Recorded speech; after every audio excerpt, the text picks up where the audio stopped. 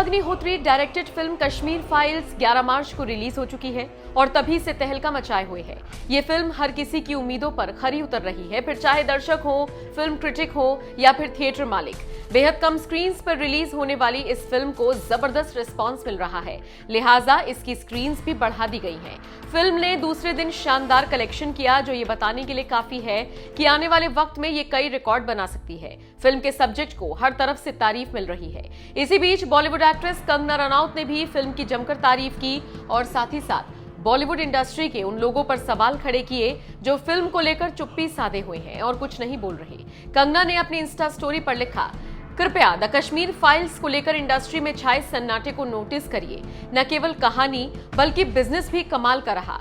Film के लिए जो निवेश किया गया और जो प्रॉफिट है, अगर उसे देखें तो ये साल की सबसे सफल और फायदे वाली फिल्म है। इसने बड़े बजट की इवेंट फिल्मों या वीएफएक्स वाली फिल्मों को लेकर कई मिथक तोड़े हैं। मल्टीप्लेक्स में सुबह 6 बजे के शो भरे हुए हैं, इस पर यकीन करना मुश्किल है। इसके बाद कंगना ने कहा, बुली दाऊद और उनके चमचे सदमे में चले गए हैं। एक शब्द तक नहीं, सारी दुनिया देख रही है इनको, लेकिन फिर भी एक शब्द नहीं। दरअसल कंगना ने बॉलीवुड के लिए बुली दाऊद शब्द का इस्तेमाल किया। कंगना ने द कश्मीर फाइल्स के बहाने बॉलीवुड के उन बड़े बड़े स्टार्स को निशाने पर ले लिया जो इस फिल्म पर एक शब्द तक नहीं बोल रही हैं। आपको बताते चले, फिल्म में अनुपम खेर, मिथुन चक्रवर्ती, दर्शन कुमार और पुनीत इस्सर जैसे सितारे मौजूद हैं। हाल ही में फिल्म को प्रधानमंत्री मोदी की तरफ से सराहना मिली है। 14 करोड़ में तैयार हुई ये फिल्म कमाई के कई रिकॉर्ड आने वाले वक्त में तोड़ सकती है। बताते चले, फिल्म का लगातार क्रेज बढ़ता देख गुजरात, हरियाणा और मध्य प्रदेश में इसको टैक्स फ्री कर दिया गया है। कश्मीरी पंडितों के नरसंहार और उनके साथ हुई बर्बरता को दिखाती ये फिल्म बहुत ज्यादा चर्चाओं में है। आपने अगर ये फिल्म नहीं देखी है तो जरूर देखें, और अगर देख ली है तो कमेंट करके जरूर बताएं आपको ये फिल्म कैसी लगी।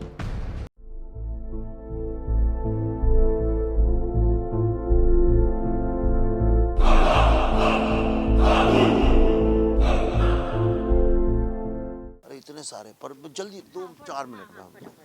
क्या नाम है आपका? प्रीति। इतने सारे पकड़ लेती हूँ एक साथ। तब चलो, धन्यवाद, सॉरी मैंने तुम्हें बुलाया। सब एक साथ आ जाओ, चलो। हाँ, ये हुई ना बात प्रीति जी के लिए।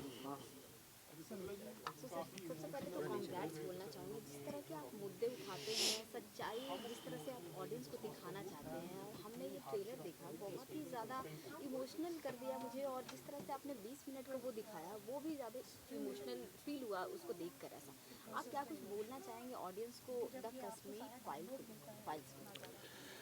देखिए, कई बार क्या होता है कि कश्मीर के साथ समस्या ये हो गई कि कश्मीर पे बहुत बात हुई about the genocide, murders, rapes, उसके बारे में बात बहुत हुई। पर जिन लोगों के साथ ये हुआ, जिनके साथ ये मर्डर हुआ, जिनके साथ ये रेप हुआ, जिनके साथ ये सब कुछ हुआ, उनसे किसी ने बात नहीं करी। और जब हम और पल्लवी जी निकले ये बात करने उन लोगों से, आप यकीन नहीं करेंगी कि टूटे हुए दिलों की आवाज़ एकदम अलग होती है। टूटे हुए दिल बोलते नहीं, उनको सुना जाता है। और ये मैंने सीखा कि जब मैंने उनसे बात करनी शुरू की तो यानी मेरे जीवन का एक हिस्सा टूट गया। समझ लीजिए जैसे क्रैश हो गया, कंप्यूटर क्रैश हो जाता है, मैं भी क्रैश हो गया कि हमने सारा टाइम उसको एक पॉलिटिकल नज़रिए से देखने में बिता दिया। पर कहानी तो इंसानों की थी, उनके दर्द की थी। उनकी माँ को मारा गया, बाप को मारा गया, बच्चों को कुचला गया, कहानी तो उस बारे में थी। पर हम बात करते रहे एक ऐसी कहानी की जो एग्जिस्ट ही नहीं करती है। और इतना धोखा दिया है हमने देश के लोगों को, पिछले 30-32 साल में इतना धोखा दिया है, मेरा दिल पीड़ा से भर जाता है। और इसलिए मुझे ऐसा लगा, मुझसे अभी किसी ने पूछा कि इसके लिए कौन जिम्मेदार है, मैंने कहा मैं जिम्मेदार हूँ। और ये फिल्म मेरा प्रायश्चित है, क्योंकि मैं एक फिल्म मेकर हूँ, मैं एक राइटर हूँ। जब ये हुआ था तो मैंने क्यों नहीं कलम उठाई और कुछ लिखा, क्यों नहीं मैंने फिल्म बनाई? कुछ नहीं तो मैं कैमरा ले लेता और उससे भी कुछ शूट करके कर सकता था, पर मैंने नहीं किया।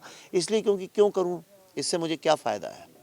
लेकिन अब मैं जो कर रहा हूँ ये मेरा प्रायश्चित है। मैं आने वाली जनरेशन्स को इतना साहस और हिम्मत हो इस फिल्म से कि वो भी ये कहानियाँ सुनाने पे मजबूर हो जाएं।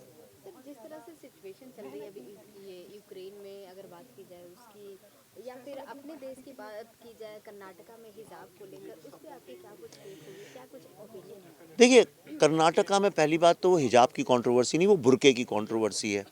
हिजाब तो सिर्फ सर में वो बांधने को कहते हैं, ये बुर्के की कंट्रोवर्सी है और मीडिया उसको झूठ मूठ हिजाब कंट्रोवर्सी इसलिए बोल रहा है कि फॉरेन में, अमेरिका और बाकी जगह में हिजाब वर्ड को लेके थोड़ी सेंसिटिव हैं लोग।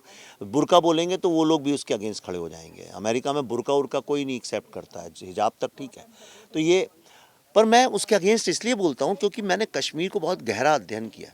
कश्मीर में अगर आप देखें तो 80 के पहले की जो लड़कियां थीं वो बिल्कुल आपसे भी ज़्यादा मॉडर्न कपड़े पहनती। मॉडर्न का मतलब मेरा ये नहीं है कि कम कपड़े पहनना, मॉडर्न से मतलब वेस्टर्न जीन्स पहनती थी, शर्ट पहनती थी, टी शर्ट्स पहनती थी, हर तरह के कपड़े। और उन लोगों को ऐसा नहीं था कि कोई सोसाइटी बांध रही है कि तुम्हें ये पहनना ही पड़ेगा चाहे कुछ भी हो जाए। उनको स्वतंत्रता थी। और फिर एक ऑर्गेनाइजेशन आई, उन लोगों ने फिर लड़कियों को मार मार के पीट पीट के ये बोला कि अगर तुम पूरा बुर्का नहीं पहनोगी और आंखें भी नहीं दिखनी चाहिए। देखिए वहाँ पे जाली वाला बुर्का, कई जगह पे इतना दिखता है आंखें, वो भी नहीं, यानी तुम कुछ नहीं, तुम्हारी आंखें भी नहीं दिखनी चाहिए तुम्हें, जेल की तरह। और मार मार के उनको बुर्का पहनाना शुरू किया। और सिर्फ उतना ही नहीं, जब ये प्रोसेस पूरी हो गई लड़कियों को बुर्का पहनाने की, आप एक महिला हैं, आप समझ सकती हैं, उसके बाद जो दूसरी लड़कियाँ थीं उन लोगों को बोला तुम तिलक लगाओ ताकि पता चले दूर से कि तुम हिंदू हो और हम तुमको पकड़ सकें। तो मुझे पता है ये कैसे शुरू होता है सारी दुनिया में। अफ़गानिस्तान, ईरान में देखिए आप, इराक में देखिए, वहाँ पे लड़कियाँ छोटे छोटे स्कर्ट पहनती थीं, बीचेस में बिकिनी पहन के जाती थी, उन सब की फ़ोटोज़ अवेलेबल हैं। लेकिन जब टेररिज्म घुसा वहाँ पे, ये इस्लामिक टेररिज्म के साथ सबसे बड़ी प्रॉब्लम ये है कि ये जाते घुसते ही साथ सबसे पहले महिलाओं का और वीकर सेक्शंस को दबाता है, टॉर्चर करता है, उनको बुर्के के अंदर भर देता है। और फिर सारे जो मेल हैं, पेट्रियार्की जो है वो टेक ओवर कर लेती है और बंदूकों के सहारे फिर ना तो आपको गाने की आज़ादी है, ना डांस करने की आज़ादी है, ना कविता लिखने की आज़ादी है, ना एक्टिंग करने की, आपसे सारी आज़ादी छीन ली जाती है। और धीरे धीरे वहाँ से आर्ट, लिटरेचर सब ख़त्म हो जाता है और सिर्फ बंदूकों के राज में वही लोग रह पाते हैं जो उन बंदूकों के ऑर्डर को मानते हैं। इसलिए मैं इसके अगेंस्ट हमेशा आवाज़ उठाता हूँ। That's the reason. चलो कोई बात नहीं, चलिए,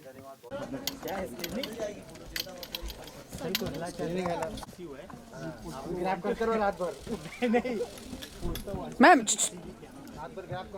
हाँ, इनके इधर देख लो भाई, एक्सक्लूसिव मिला है इनको भाई, अपने एक्सक्लूसिव मारा है।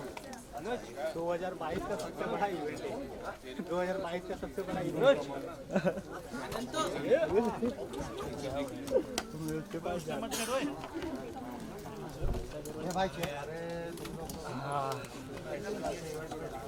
पहली बार